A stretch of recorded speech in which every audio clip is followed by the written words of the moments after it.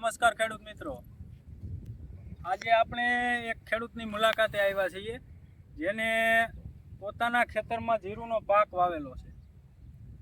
તો આજે આપણે તારીખની વાત કરીએ તો આજે તારીખ છે 17/2/2025ના દિવસે આપણે આ શૂટિંગ લઈ રહ્યા છીએ. પુષ્કળ પ્રમાણમાં ખેડૂતોને જીરામાં આ સાલ પ્રશ્નો આવ્યા કે ભાઈ હુકારાના પ્રશ્નો હોય કે પછી જીરું જાંબુડિયું થવાના પ્રશ્નો હોય, બહુ બધા પ્રશ્નો આવ્યા. પણ આ બધા પ્રશ્નોને પાર કરીને જે તમે આ જીરુંની ગ્રીનરી જોઈ શકો છો, જીરુંનો પાક જોઈ શકો છો. અત્યારે ઓલરેડી પાક ઉપર જીરું આવી ગયું છે, એના દાણા તમે જોઈ શકો છો, આવા ભરપૂર થયા છે. તો આ ખેતરમાં જે ખેડૂતે જે તનતોડ મહેનત કરેલી છે અને પોતાનો પરસેવો પાડી આ પાકને આવો સફળ બનાવેલો છે, તો એનો હવે આપણે અભિપ્રાય લેશું. સૌપ્રથમ આપણે ખેડૂતનું નામ પૂછશું. ભાઈ, સૌપ્રથમ તમારું નામ જણાવો. મારું નામ રાજેશભાઈ સાકરિયા. ગામ લાલકા, બાબરા તાલુકો. બાબરા તાલુકો, જિલ્લો અમરેલી. બરોબર. હવે આ ભાઈનું તમે જીરું જોઈ શકો છો. તો ભરતભાઈ, તમે આ જીરુંની છેલ્લા ચાલુ કેટલા વર્ષથી તમે જીરું વાવો? હું આમાં 4 વર્ષ મેં વાવ્યું ને 5મું વર્ષ છે જીરાનું, અને દર વર્ષે જીરું જ વાવું છું. કારણ કે અમારે પાણીનો પ્રશ્ન રહે છે. આની અંદર અમે શેણા વાવી તોય પાણી ઘટે ને ઘઉં વાવી તોય પાણી ઘટે, એટલે દર વર્ષે જીરું જ વાવી. એટલે જીરું અમારે શિયાળુ પાકમાં જીરું જેટલું થવું હોય એટલું થઈ જાય, પણ શિયાળુ મોલ આપણે શિયાળામાં વાવી તો કંઈક ખેડૂતને બેનિફિટ રહે, પણ આપણે બીજો પાક વાવી તો પાણી ઘટે. એટલે અમે દર વર્ષે જીરું જ વાવી છીએ. પણ દર વર્ષે જીરું વાવવાથી જીરાની અંદર સુકારાના પ્રશ્ન ખૂબ જ પ્રમાણમાં આવે છે. પણ ઓણ સાલે આમાં અમારી મહેનત સફળ થઈ છે. જે કાંઈ માવજત કરતા હોય એ સફળ થઈ છે. સુકારો ઓછો આવ્યો છે અને જીરું સારું છે.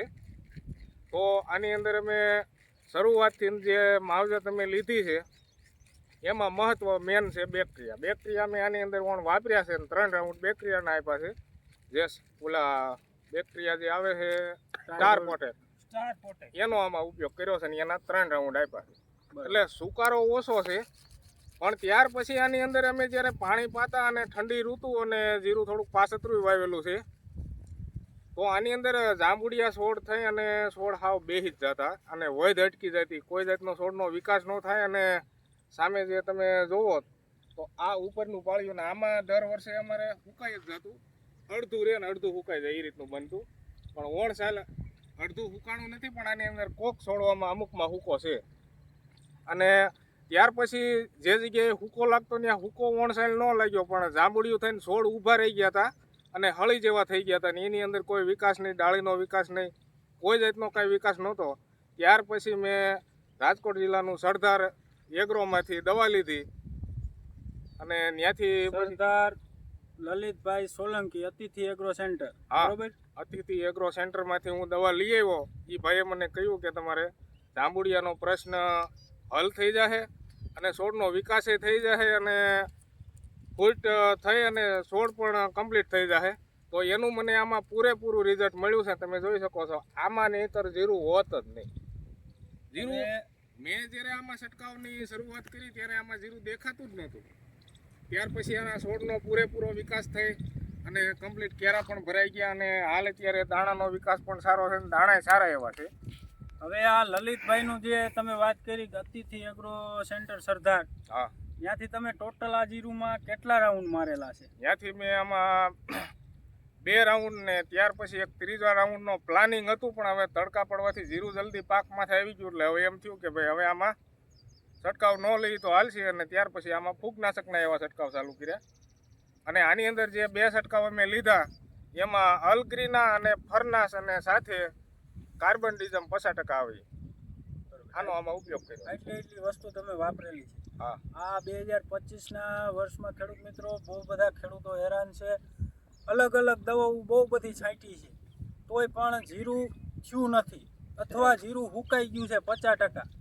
તો વ્યવસ્થિત દવાનું જો શિડ્યુલ ગોઠવવામાં આવે દવા અને ખાતરનું, તો કેવું પરિણામ મળે એ તમને દેખાડું. આવવા દો. આ જુઓ, જો આ ભરતભાઈની મહેનત છે, રાજેશભાઈની આ મહેનત છે. રાજેશભાઈની મહેનતના લીધે આ જો દાણા જો એકદમ ભરાવદાર છે. આ વજનમાં જીરું નીકળશે. આ જો આમાં છોડવાની ઘાટપ જોવો, જેથી કરીને ખ્યાલ પડે કે સ્ટાર્ટિંગમાં જે સુકારાના પ્રશ્ન આવતા હોય, જાંબુડિયાના પ્રશ્ન આવતા હોય નથી. આ એકમાં નહીં, આખો ઘેરો આ રીતના છે. જો આવું વ્યવસ્થિત દવા અને ખાતરનું શિડ્યુલ કરીને કોઈ પણ પાક વાવવામાં આવે તો ખેડૂતને ખર્ચો ઓછો થતો હોય અને સારો એવો બેનિફિટ મળતો હોય છે. તો આપણે આ વિડીયોમાં જે કોઠા હાઉસ છે રાજેશભાઈની, તો રાજેશભાઈના પણ મોબાઈલ નંબર હું આમાં એડ કરીશ. અને આપણે રાજેશભાઈએ વાત કરી કે ભાઈ અતિથિ એગ્રો સેન્ટર સરદાર, જ્યાંથી આ પ્રોડક્ટ લઈને અલગ અલગ રોગની જે દવાઓ વાપરેલી છે એના નંબર પણ એડ કરીશ, જેથી કરીને તમારા જે તે ખેતીવાડીના કોઈ પણ અન્ય પાકમાં જે તે પ્રશ્નો આવતા હોય તેનું સંપૂર્ણ તમને નિરાકરણ આપવામાં આવશે. હવે તમે જે કંઈ પ્રશ્નો હોય તે ખેડૂત પણ સાહસિક અને યુવા ખેડૂત છે, તેની પાસેથી તમે અભિપ્રાય મેળવી શકશો. એની જે કોઠા હાઉસ છે, એને જે વસ્તુની ટ્રાય કરેલી છે એનાથી જે બેસ્ટ રિઝલ્ટ મળ્યું છે એ તમને જણાવશે.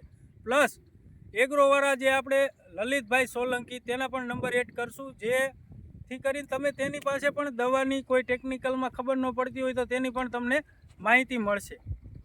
હવે જોજો, ફરીવાર બતાવો, જો એક જગ્યાએ છે એવું નથી. જો આવી વ્યવસ્થિત આવું ફિલ્ડ હોય તો ખેડૂત વાડીએ આવે, વાડીએ આવવાનું મન થાય, ખેડૂતને મળી એટલે ખેડૂત દાંત કાઢે. પણ મોટા ભાગના ખેડૂત શું હોય છે કે ભાઈ જીરુના પાકમાં રોતા હોય કે ઓણ મરી ગયા ભાઈ. તો આ ઘેરો જોતા તમને એવું નહીં લાગે. તો આવા જ વિડીયોમાં આવા જ અલગ અલગ પાકના બીજા વિડીયો તેમજ યુવા અને પ્રગતિશીલ ખેડૂત, આવા કોઠા સૂઝવાળા ખેડૂત સાથે આપણે ફરીવાર મળશું. ત્યાં સુધી જય જવાન જય કિસાન.